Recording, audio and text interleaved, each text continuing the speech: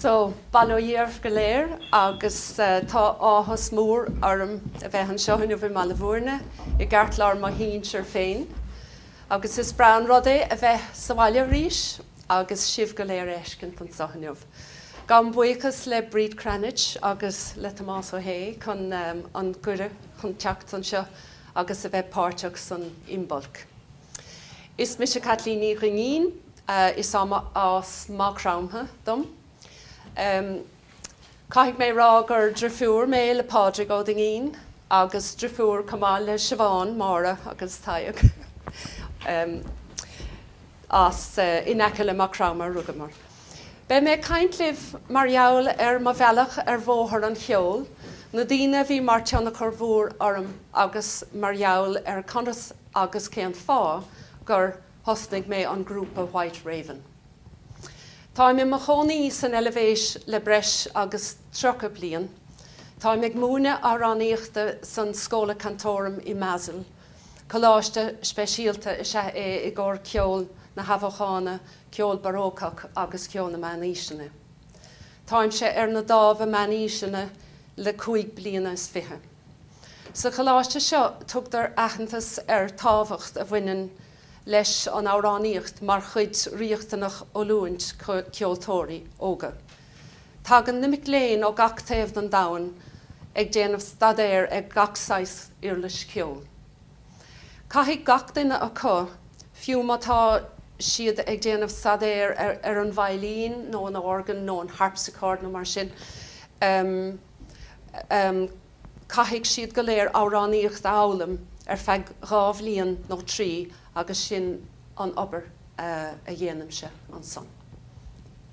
Tá post part-aimseartha agam agus dá bhar san bíonn go leor ama agam mar rud féin a dhéanamh, mar amhránaí, mar chomadóir agus go mórmhór mar stiúrthóir má grúpa White Raven. Tá an dárá á restal agam agus buinam an teanamh go deo as. De rugach mé I neice le mácramtha ins na seascadaí. De hostig mé ar mo thoras ceoil sa bhaile ag amhránaíocht ag éisteach leis an radio nó an wireless a bhí an tanbata a bhí ar gnáam sin, agus ag éisteach le céarnaíní gaeling comá. Níor tháinig mé ó haclach an ceolmhar ach mar sin féin de bhí an éireach dán. Bhí lán amhránaigh má bháthir agus de bhún siad me go baile, gael góirí ó thóchais a bheith mo hisismóirí, bhí gaeling áling acu. Rugach maithir I Meánaoiseach Gaeilge achras agus rugach má bháthir I na roinneannig in aice le réanaí. Chuig mé scoil go dtí clochan na trócar a mácramtha agus de bhí ceol agus amhránaíocht de gach éon sort a going gach éon lá sa rang. Bhí leabhar solfège a going scoil, sin é an dó ré mi. agus de bhí mar ag chana ó na leabhar sin gach lá sa rang. Cosúil na de padracha gacha. Tá gá leabhar a gom chun taispántaobh, sin é an ceoltóirín, agus tá is solfège go léir atá istigán. Agus comá na leabhar úntaach seo an cóisiir cheoil le Seán Ó Go Tóma, agus Seán Ó Go Tóma de bhí sé col cethir le má bháthir, agus de bhí teannachar an bhór liomsa leis na leabhar agus mhúinteoir I hóma go léir, mar cheoil an ceol agus an gaeilge.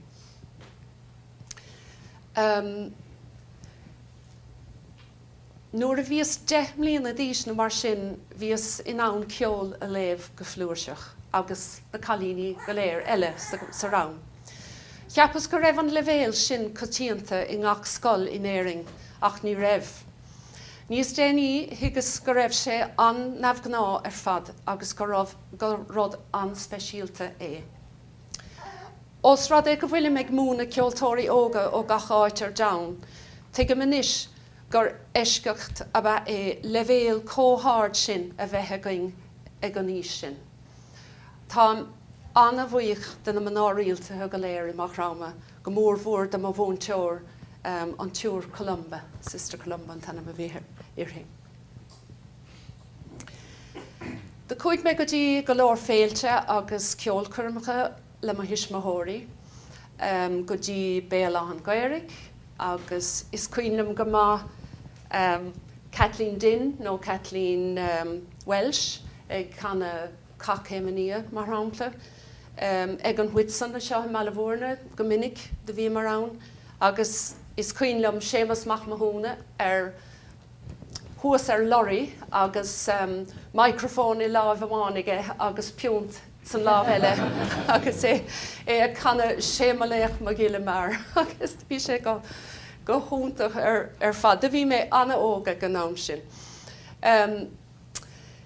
Díarmadín agus saineolais agus saineolriada íorla agus de chomar cuma go dtí corcaghine ritheann na léanta saoire agus an son de chola mé gach bliain mhúinteoir riomhéadlaíoch agus teannachar mór ann cuma ormsa. A cuma leis an Gaeilge de bhí col ceithre le bháth bríd ní bhar chu I gobar sa Gaeilge ag an am agus de fuair gachéan Cairnín ó Gaeilge agus is cuinnlam Cairnín le Seán ó Síocháin agus Martin Dempsey, so double CD bhí an, or double album a bhí an, agus na seanamhránaithe atá siad go húntaach ar fad. De bhí teanchar anna bhór ag mo chuid ama I go láiste na hallscoile I Gorcaigh an móthir a gabhas leis. Bhí clár den sco ann faoi Olaf Alois Fleischmann. Bhí roinnt mhúinteoirí úntach a going a raibh saineolais leathan acu cheol meánaoiseach agus cheol na haimhránaí. Bhí roinn an ceol Gaeilge úntach an cuma mar de bhí Micheál Sullivan agus Tomás Ó Canning ann ag an am. De thug siad an beirt sin spreagúil leanúnt raig an amhránaíocht Traidisiúnta. Ach is an allscoile chola mé fuaimine an ceol ása as early music an béarlatá den chéad uair agus cuid sé bhaim go mórlam. Labhair an ceol seo lum mar hanga a bhí agam hena féin. Bhí sé cosúil le sean chara. Bhí sé spreagúil agus eisteach agus bhrachas ag a baile leis. Bhí sé cosúil le t-amhránaí. De hit mé an rá leis an ceol sin. Mar sin féin níor thóg sé áit mo chéad grá is é sin an amhránaíocht Traidisiúnta. Cuireadh díon ó mhúinteoiring I UCC, tá go é sin bríd cuma. Bhí skillan a cheol ard le bhéal againn, dulmhaigh sé mé cuma le haig níos mó stadéir a dhéanamh níos déanaí agus thar leabhar. Is in UCC a thugus faoi deara den céad uair go raibh categórí an díon ann idir cheol agus ceoltóirí. Bhí na categórí sin scuite ó na chéile. Níor hastig go bhfuim a bheith teantaithe I categóir amháin nó a bheith chur I mosca amháin nó bosca eile. Ach cad a bhí ag teastáilúin. Hastig go bhfuim a bheith I mhránaí agus dar nó I mhránaí Sarva. Hastig go bhfuim má go a orbert sa tlí is go gomading graim mo gá féin, gan a bheith I mhránaí láidir clasicach. Lorgaíos mhúinteoir a bheith orúnach ach thep glan orm. Ag an deire I measal san elevéis a tháinig mé ar bhúinteoir a hiag go ddíreacht cad a bhí ála go gom. Agus fuair mé an Bursary Award ón Comhairle sa ealaíonn I 1968. An tanamatá a bhí ar an mhúinteoir sin na Americánach é Richard Levitt, bannach déile na hanam dílis, fuair sé bás bliain ó hin. Thuig sé na cólíntí seo mar bhí cúlra eclectiúil ag féin sa cheol cuma. Chreid sé go láidir go raibh rá 6 amhránaí ann. Ach gá 6. Amhránathe maithe agus amhránathe gan bha. Chun a bheith idá amhránaí ma, caithfidh tú an ceart amhlaim agus an son beag tú in ann gach rud faoin spéir a chanam. Nuair a bhí an céad cleachtacha agam le Richard, dúirt mé leis go raibh aglairm nó ní orm gur níor bhailm go cleasacha a bheith agam agus má bhhailm a bheith má go bhéting má cheoil traidisiúnta a chana go deo. Agus dúirt sé, honey, you'll be able to sing your Irish songs better than before. Is féidir leat níos fearr de bhí sé sin go húntaach ar fad. Fearr úntaach agus fearr persanta úntaach a bheith é. Bhí mé anna bhór leis a stór linmh ag fá suas i Los Angeles a bhí sé, sna trocadaí.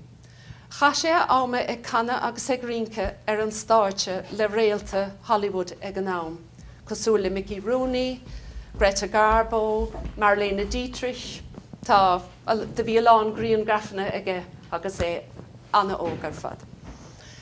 Bhí teannachar an bhór ag Richard ar mo héal mar amhránaí agus ormsa cumá mar duine. Card a búin a bashingen agus I miss him a lot. Nuair a thostig mé amach mar amhránaí mo héal profisiúnta. Bhrachas an bhí compordach agus anna bhí hásta le gnéthe áirithe den chur i láthair. Tóg mar hampla nuair a bhíonn canna agus filtán mór dubh os mo chóir amach. Bhrachas go raibh dailt idir mise agus an locht éisteachta nach raibh nasc á crothú adaring. Bhí is I gcónaí faoi ghríocht agus áileacht agus bacántacht an amhránaíocht ar an seanós. Ní léon rud níos deise ná a bheitthe canna amhráin atá do glan bheabhar agat agus an cheangail sin atá ann leis an bhilíocht agus an cheoil a bhrá. Buineann an repertoire meánaoiseacht leis an rud céanna. Theasta go bhfuim rud faoi le a crothú níos le stíl níos bríomhara agus níos finiúla a chur I bhain. Theasta go bhfuim leis cadramh a crothú leis an locht éisteachta agus gan áras le mo chó amhránathe ar an stáitse. Tá sé fíortháchtach domsa tainmh a bhaint as agus ag an am céanna ceoil den sco a dhéanamh.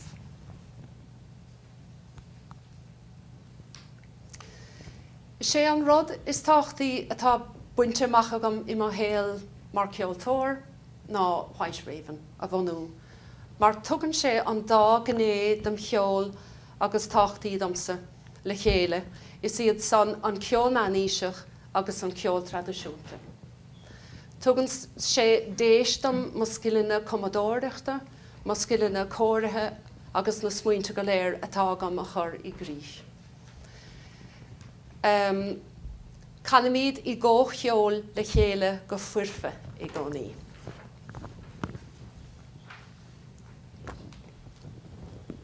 Cam le scéal. Is go bethe a bháil.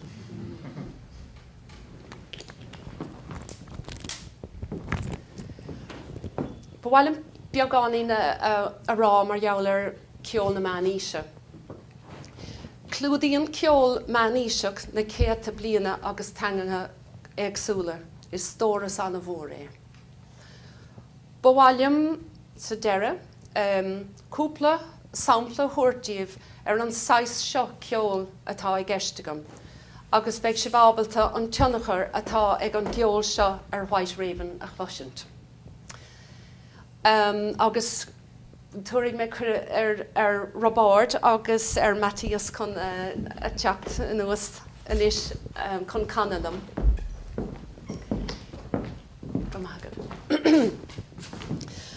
Tá gan an céad hampla ó láscríbhín hasanach son éanú ísteag. Is an Commodore ná St. Godrich of Fin Ceol, agus is padar é seo don Néamh Nicholas. Canamid an t-amhránaí dúis in unison an bhain céine go léir againn, don céad le don amhrán. Tá sé annach aird ar fad. Agus an son, sa deire le, canamid le trí go le chéile nós organum style an tanamatá air. Sin é an cuma in an céad armóin a bhí acu in san 12th century in san rank in Paris, san Notre Dame style an tanama bhí air. Agus is féidir libh é sin a chluisiant a conas an fóim atá, na fóimine atá I gceist.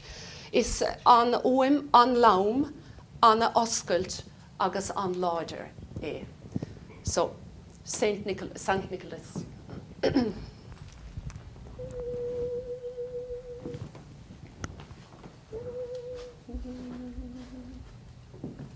Okay, we'll reach ourselves. You ready?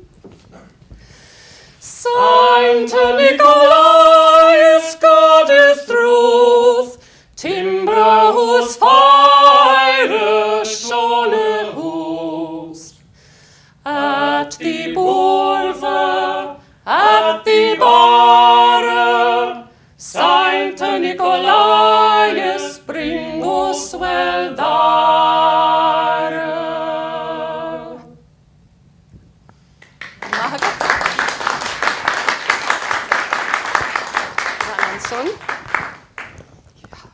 Cos an dar a hampla ná da páchim, no Gregorian chant, as an cúigú ísteag.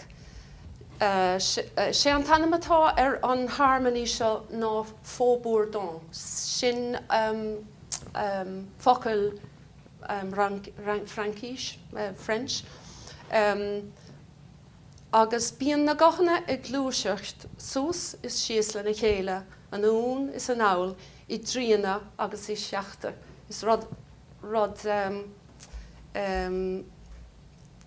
bhad níos éagsúla ná an ceann hana.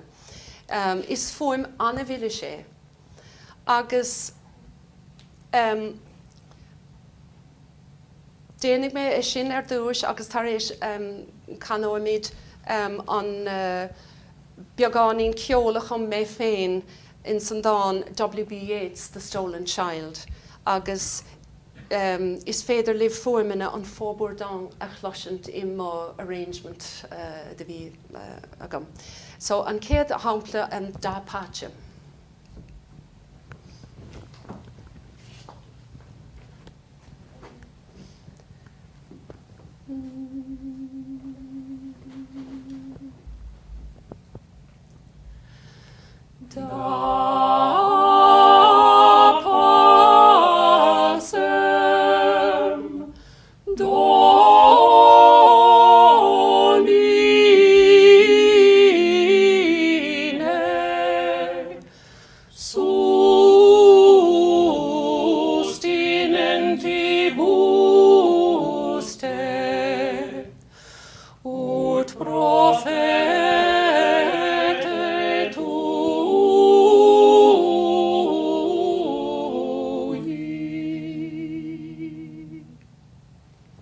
Agus an is an stolen child.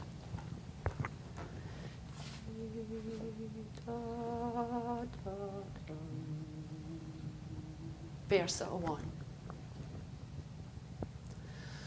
Where dips the rocky highland of Sleuthwood in the lake, there lies a leafy island where flapping herons wake the drowsy water rats, where we've hid our fairy vats full of berries and of red stolen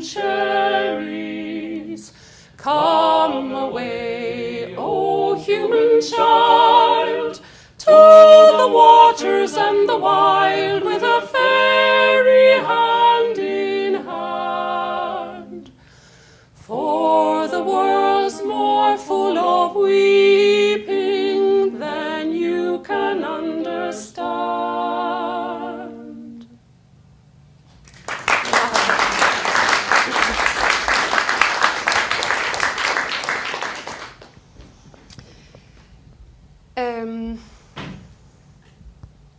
Táláin arán spiridálta ann, so spirited, ráméis is se cuideacha, san ceol na meánaoiseach agus ceol na hÉireann, ceol gaelach.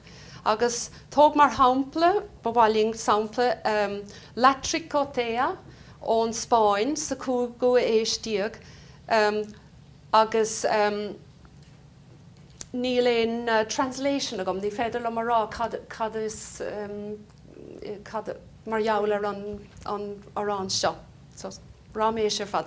Agus cosúil beagáín le Little Pack of Tailors. The spirit is the same, ó Bess Cronin. Agus bhhailín an latricotea as Spáin, agus an son versa bháin the Little Pack of Tailors a chana, one after the other.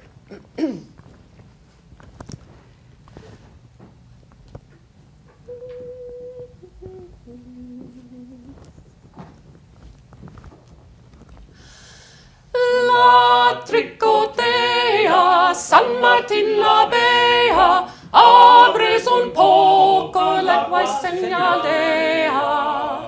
La botta sembra tulletta, la señal d'un sapire, che de gust per mundo spessa, la bottiglia plena, dama chi maina, serrali la bena, olli serli trumma, damma serli se serrali ben, potrebi contrari ben, nicchi nicchi don formaggi don, io soy monarchea, de grande nobrea, dama por amor, dama bel se mea, dama io la bea.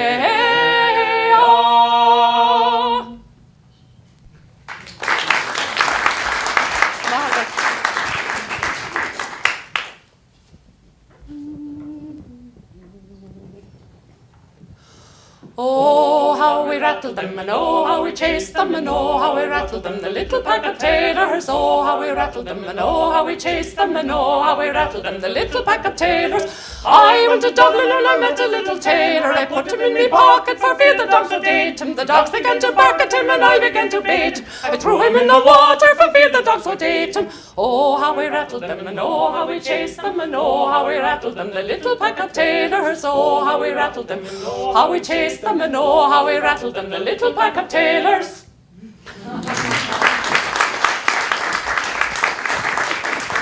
For me, Mahagad. Tá mé geolis críoch na hanis, les tar a nas, ná lig do mar mai éonar cum. So der bhhailí céad arán a chan mis a riamh dála mó má bháthir sa bhaile, agus sé an céad arán a chan White Raven san Armóin, agus bog brean den teandanna se hé, agus bhráling dá ganach sibh linge. Míle machad. Bhhailm gur amachchad ará comma le madra fuair sháin agus le chlárni bhirle a thug siad sár cabhar orm chun an caint seo ó dha bhú. Agus gur míle machad féin. Na níos so bog brean den teandanna le na chéile.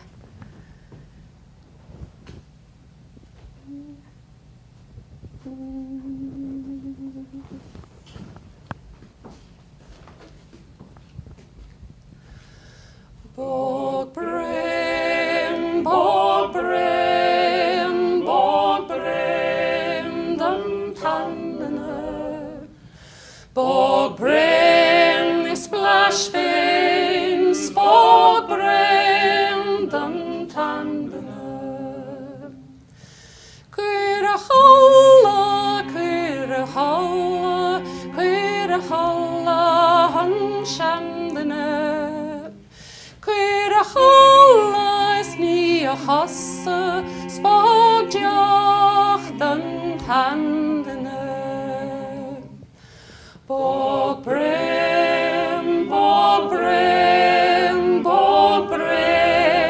den tandene. Bog brim is splash fain, spog brim den tandene. Fioilúr den tandene. Fioilúr spreagúil súb, cheoil den tandene. Bog brim,